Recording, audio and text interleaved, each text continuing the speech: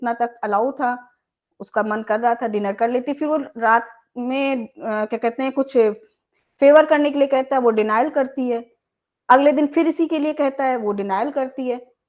तीसरे दिन कहता है, तो जब वो डिनायल करती है तो कहता है अगर तुम इस तरह करोगी तो मैं पूरे मतलब अपने वर्क प्लेस पे ये फैलाऊंगा कि इसने पिछले 2 दिन मेरे साथ ही बिताए हैं और फिर तुम्हारे साथ तुम्हारी बेइज्जती होगी। तो ये क्या है कि अगर तुम करोगी तो भी गई, नहीं करोगी तो भी गई, तो उसकी क्या सामाजिक प्रतिष्ठा किस धूमिल होगी। तो ये एक एग्जाम्पल है दिस टिट फॉर टैट का, कि क्विड प्रो क्यो का एक एग्जाम्पल है कि इस तरह से होता है, निकल के आती हैं चीजें सामने।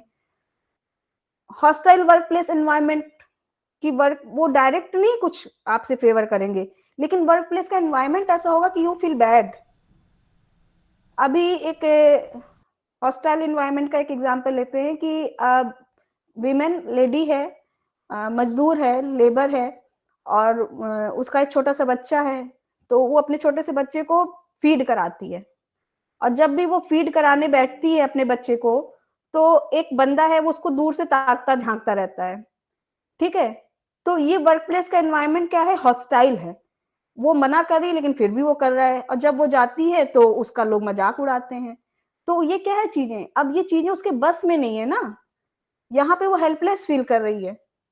यहाँ पे उसको बहुत सारी समस्याएं हो सकती हैं। उसको अपने पति से भी डांट पड़ सकती है, उसका स्वास्थ्य भी खराब हो सकता है, उसकी नौकरी भी छूट सकती है।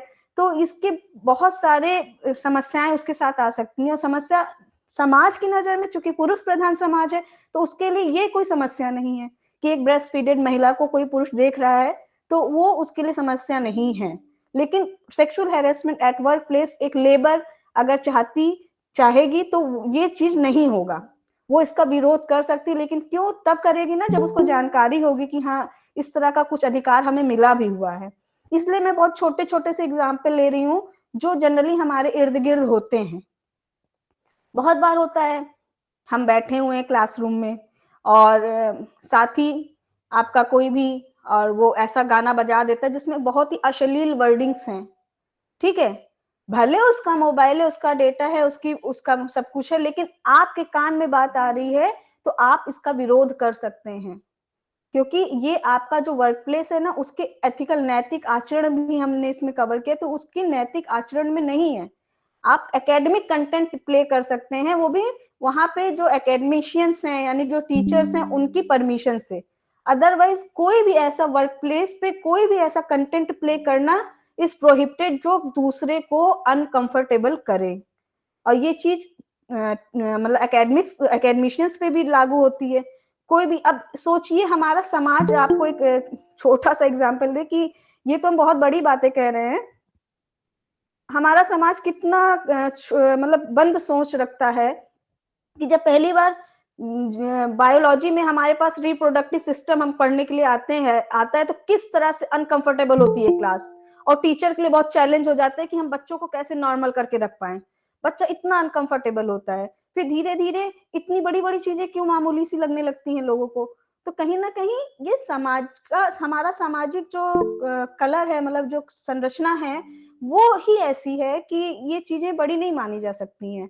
लेकिन इस जो है अधिनियम में इन छोटी छोटी चीजों बातों का भी बहुत ज्यादा ध्यान रखा गया है कि कोई, अब इसमें वर्बल और नॉन वर्बल का भी कैटेगराइजेशन है। कोई जरूरी नहीं कि आपको वर्बल बोल करके ही कोई हैरेस करे, नॉन वर्बल हैरेसमेंट भी होता है। कैसे, घूरना, पीछा करना, अनयूजुअल तरीके से देखना, ये भी क्या है, सेक्सुअल हैरेसमेंट है। कोई आपको जबरदस्ती देखता रहेगा, आप कैसे कंफर्टेबल हो सकते हैं, हो सकते हैं, नहीं हो सकते हैं। आपके सामने ऐसी ऐसी क्या कहते हैं पिक्चरें सामने लेकर के ऐसे वर्ड्स बोल दे तो आप नहीं कंफर्टेबल हो सकते हैं। तो वर्बल कम्युनिकेशन ही नहीं, नॉन वर्बल भी चीजें, सांकेतिक भाषा भी सेक्सुअल हैरेसमेंट के अंतर्गत आती है। और भी बहुत सारे एग्जाम्पल्स हैं जो है कि किस प्रकार से एक वर्क प्लेस का एग्जाम्पल लेते हैं जिसमें घरों में जो महिलाएं काम करने आती हैं, हमारे घरों में खाना, महिला कैसे अनकंफर्टेबल हो सकती है कि एक पुरुष है, वो जनरली वही समय तय करता है नहाने धोने का जब वो काम करने वाली आती है, और वो नहीं चाहती काम करना उस माहौल में, और उस घर की मालकिन रहती नहीं है, तो वो कैसा वर्क प्लेस होगा? हॉस्टाइल वर्क प्लेस है कि नहीं? ऐसा एनवायरनमेंट है कि नहीं कि वो वहाँ पे काम कर पाएगी कंटिन्यू? अब इस डिपेंड की हो सकता है, कुछ लोग कर ले, हो सकता है, लेकिन वो विरोध कर सकती है इस चीज़ का। शी हैज़ राइट कि वो इसका बिल्कुल विरोध करे इस चीज़ का।